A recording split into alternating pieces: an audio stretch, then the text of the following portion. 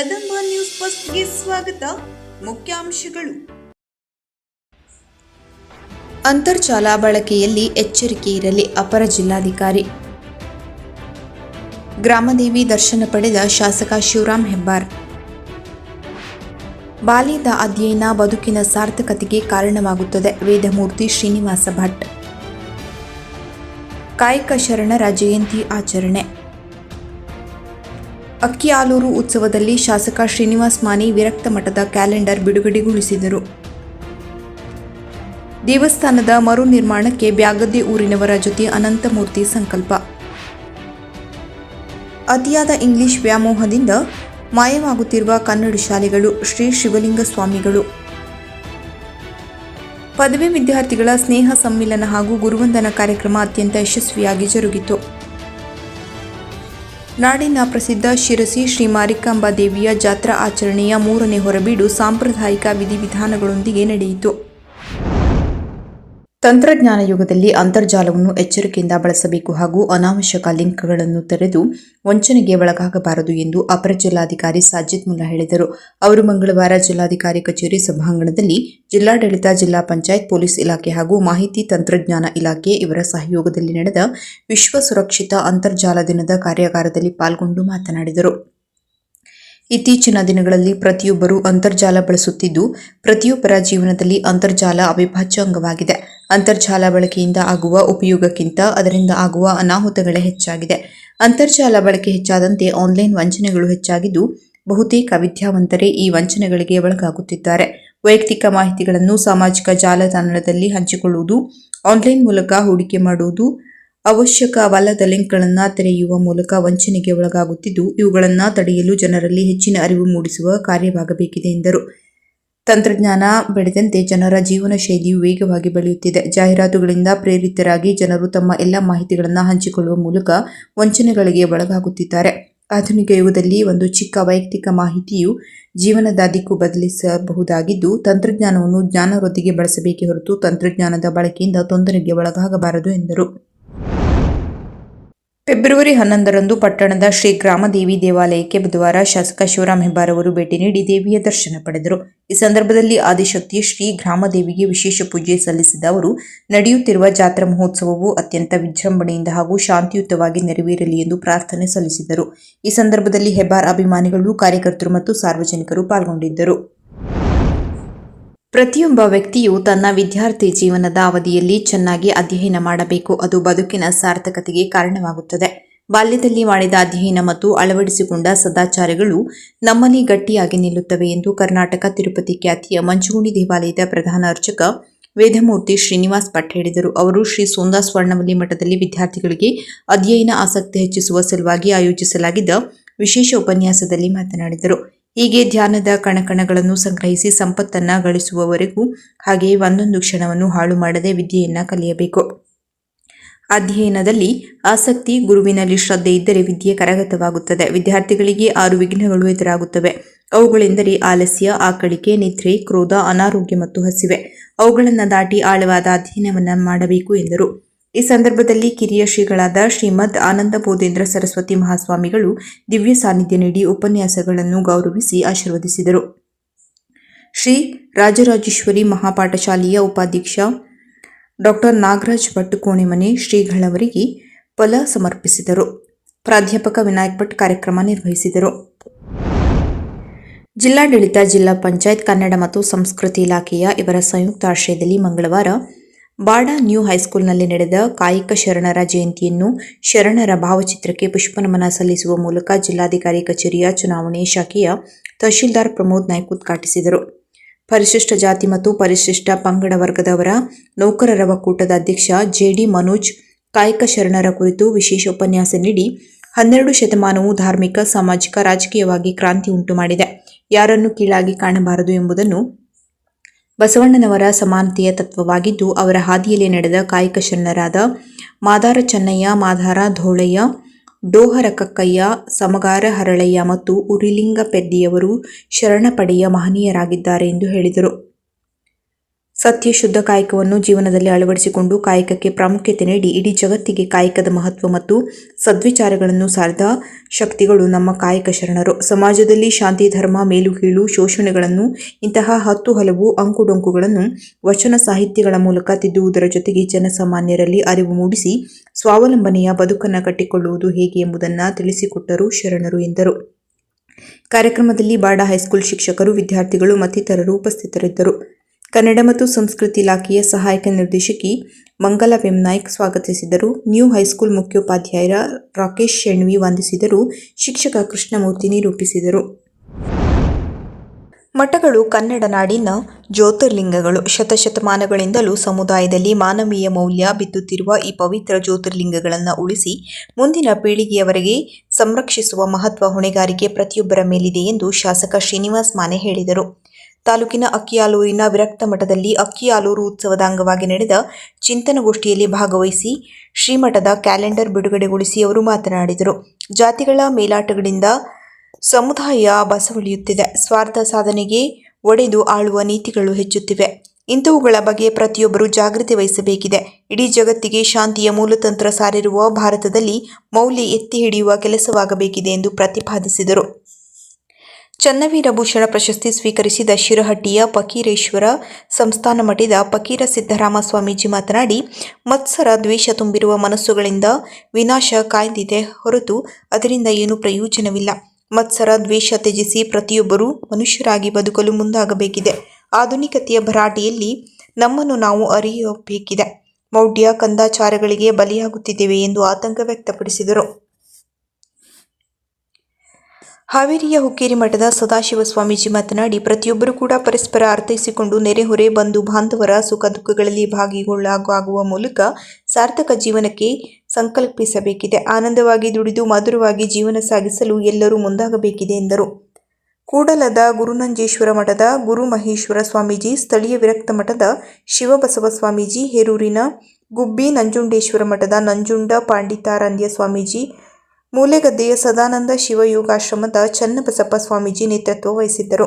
Urban bank ಅಧ್ಯಕ್ಷ S. Muchchandi, ನಿರ್ದೇಶಕ ಕೊಟ್ಟೂರ ಬಸಪ್ಪ ಬೆಲ್ಲದ ಇವರು, ಸಿಎ ಸೋಹನ್ ಹಮ್ಮಿಗಟ್ಟಿ ಸನ್ಮಾನ ಸ್ವೀಕರಿಸಿದರು.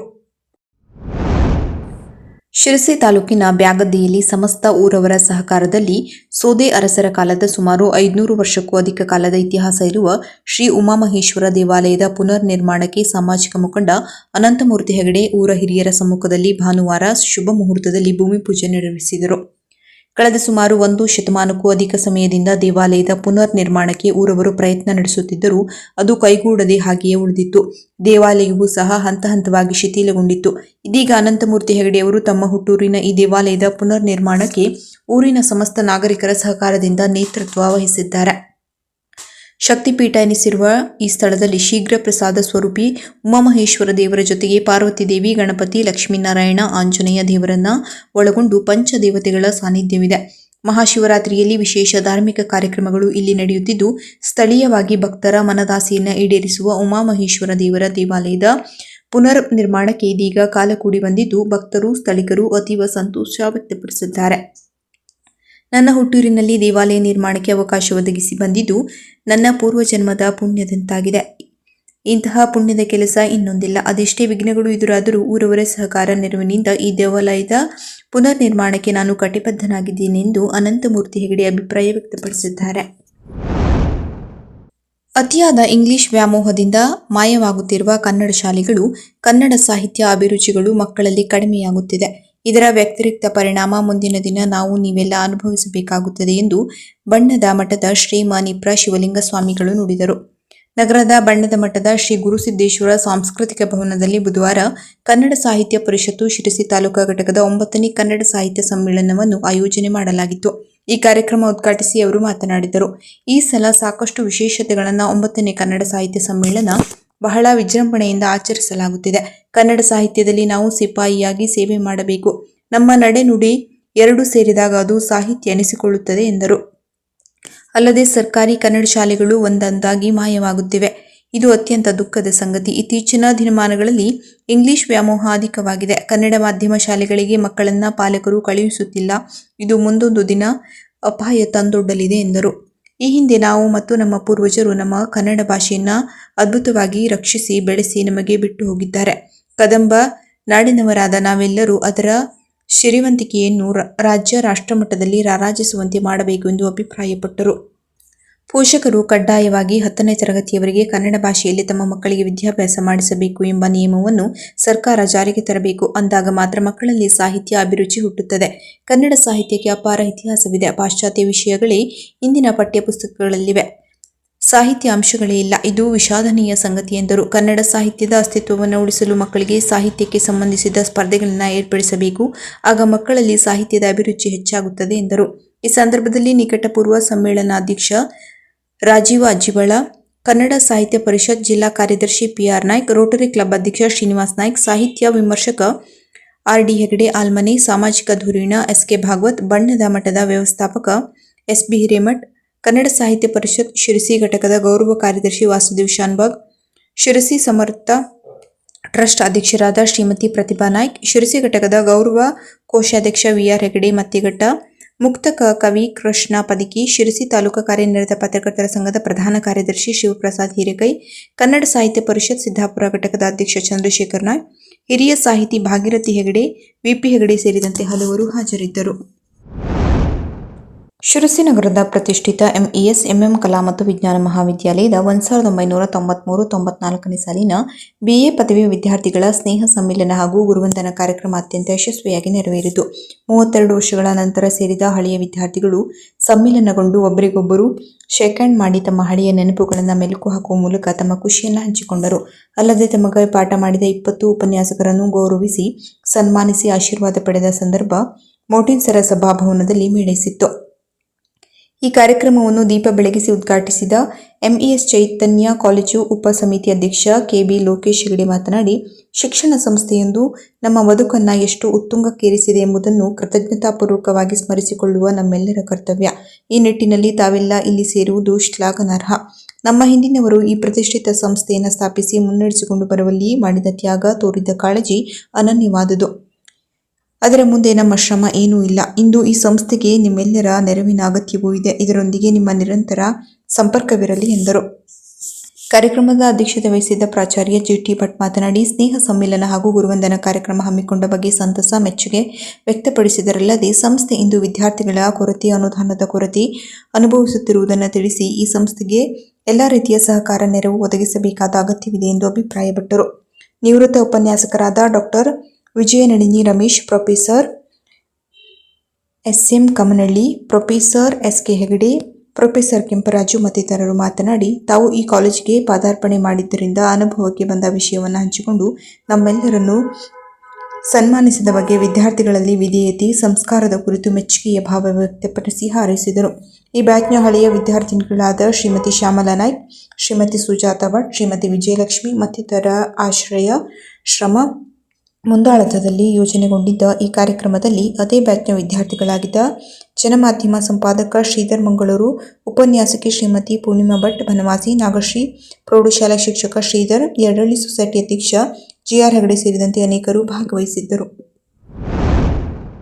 ನಾಡಿನ ಪ್ರಸಿದ್ಧ ಶ್ರೀ ಮಾರಿಕಾಂಬಾ ದೇವಿಯ ಜಾತ್ರಾ ಆಚರಣೆಯ 3ನೇ ಹೊರಬೀಡು ಸಾಂಪ್ರದಾಯಿಕ ವಿಧಿವಿಧಾನಗಳೊಂದಿಗೆ ಮಂಗಳವಾರ ರಾತ್ರಿ ನಡೆಯಿತು. ಮಂಗಳವಾರ ರಾತ್ರಿ ನಡೆದ ಪೂರ್ವ ದಿಕ್ಕಿನ 3ನೇ ಹೊರಬೀಡಿನಲ್ಲಿ ಶ್ರೀ ಮಾರಿಕಾಂಬಾ ದೇವಸ್ಥಾನದಿಂದ ಹೊರಟ ಶ್ರೀದೇವಿಯ ಉತ್ಸವ ಮೂರ್ತಿ ಹೊತ್ತ ಪಲ್ಲಕ್ಕಿಯು ಮರ್ಕಿದುರ್ಗಿ ದೇವಸ್ಥಾನಕ್ಕೆ ಹೋಗಿ ಜಾತ್ರಾ ಗದ್ದುಗೆಗೆ ತಲುಪಿ ಅಲ್ಲಿಂದ ಪೂರ್ವ ದಿಕ್ಕಿನಲ್ಲಿನ ಬನ್ನಿಕಟ್ಟೆಗೆ ಆಗಮಿಸಿತು. ಬನ್ನಿಕಟ್ಟೆಯಲ್ಲಿ ಶ್ರೀದೇವಿಯ ಪೂಜಾ ಕೈಂಕರ್ಯ ಹಾಗೂ ಉತ್ಸವಗಳ ಆಚರಣೆಯಲ್ಲಿ ಪ್ರಮುಖ ಸ್ಥಾನ ಹೊಂದಿರುವ ಬಾಬುದಾರ ಕುಟುಂಬಗಳು ತಂದ ಸಾಂಪ್ರದಾಯಿಕ ಪಡಲ್ಗಿಯೊಡನೆ ಪೂಜಿಸಲಾಯಿತು. ಪೂಜಾ ವಿಧಿಗಳ ನಂತರ ಹಿಂತಿರುಗಿ ಹೊರಟ ಶ್ರೀದೇವಿಯ ಉತ್ಸವ ಮೂರ್ತಿಯು ಮರ್ಕಿದುರ್ಗಿ ದೇವಸ್ಥಾನಕ್ಕೆ ಹೋಗಿ ಶ್ರೀ ಮಾರಿಕಾಂಬಾ ದೇವಸ್ಥಾನಕ್ಕೆ ಮರಳಿತು. 2 ವರ್ಷಗಳಿಗೊಮ್ಮೆ 9 ದಿನಗಳ ಕಾಲ ನಡೆಯುವ ಜಾತ್ರೆಯ ಸಾಂಪ್ರದಾಯಿಕ ಆಚರಣೆಗಳಲ್ಲಿನ 5 ಹೊರಬೀಡುಗಳಲ್ಲಿ ಇದೀಗ 3ನೆಯ ಹೊರಬೀಡಿನ ಆಚರಣೆಯು ಪೂರ್ವ ದಿಕ್ಕಿನಲ್ಲಿ ದೇವಸ್ಥಾನದ ಸಾಂಪ್ರದಾಯಿಕ ಆಚರಣೆಯಂತೆ ಬಾಬುದಾರರ ಕುಟುಂಬದವರು, ದೇವಸ್ಥಾನದ ಆಡಳಿತ ಮಂಡಳಿ, ಧರ್ಮದರ್ಶಿಗಳು, ನೌಕರರು, ಭಕ್ತರನ್ನೊಳಗೊಂಡ 100 ಜನ ಉಪಸ್ಥಿತಿಯಲ್ಲಿ ಸಂಪನ್ನಗೊಂಡಿತು. ಕೊನೆಯಲ್ಲಿ ಮತ್ತೊಮ್ಮೆ ಮುಖ್ಯಾಂಶಗಳು. ಅಂತರ್ಜಾಲ ಬಳಕೆಯಲ್ಲಿ ಎಚ್ಚರಿಕೆ ಇರಲಿ, ಅಪರ ಜಿಲ್ಲಾಧಿಕಾರಿ. ಗ್ರಾಮದೇವಿ ದರ್ಶನ ಪಡೆದ ಶಾಸಕ ಶಿವರಾಮ್ ಹೆಬ್ಬಾರ್. ಬಾಲ್ಯದ ಅಧ್ಯಯನ ಬದುಕಿನ ಸಾರ್ಥಕತೆಗೆ ಕಾರಣವಾಗುತ್ತದೆ. ವೇದಮೂರ್ತಿ ಶ್ರೀನಿವಾಸ ಭಟ್. ಕಾಯಕ ಶರಣರ ಜಯಂತಿ ಆಚರಣೆ. ಅಕ್ಕಿಆಲೂರು ಉತ್ಸವದಲ್ಲಿ ಶಾಸಕ ಶ್ರೀನಿವಾಸ್ ಮಾನಿ ವಿರಕ್ತ ಮಠದ ಕ್ಯಾಲೆಂಡರ್ ಬಿಡುಗಡೆಗೊಳಿಸಿದರು. ದೇವಸ್ಥಾನದ ಮರು ನಿರ್ಮಾಣಕ್ಕೆ ಬ್ಯಾಗದ್ದೆ ಊರಿನವರ ಜೊತೆ ಅನಂತಮೂರ್ತಿ ಸಂಕಲ್ಪ. ಅತಿಯಾದ ಇಂಗ್ಲಿಷ್ ವ್ಯಾಮೋಹದಿಂದ ಮಾಯವಾಗುತ್ತಿರುವ ಕನ್ನಡ ಶಾಲೆಗಳು. ಶ್ರೀ ಶಿವಲಿಂಗ ಸ್ವಾಮಿಗಳು. ಪದವಿ ವಿದ್ಯಾರ್ಥಿಗಳ ಸ್ನೇಹ ಸಮ್ಮಿಲನ ಹಾಗೂ ಗುರುವಂದನಾ ಕಾರ್ಯಕ್ರಮ ಅತ್ಯಂತ ಯಶಸ್ವಿಯಾಗಿ ಜರುಗಿತು. ನಾಡಿನ ಪ್ರಸಿದ್ಧ ಶಿರಸಿ ಶ್ರೀ ಮಾರಿಕಾಂಬಾ ದೇವಿಯ ಜಾತ್ರಾ ಆಚರಣೆಯ 3ನೇ ಹೊರಬೀಡು ಸಾಂಪ್ರದಾಯಿಕ ವಿಧಿವಿಧಾನಗಳೊಂದಿಗೆ ನಡೆಯಿತು.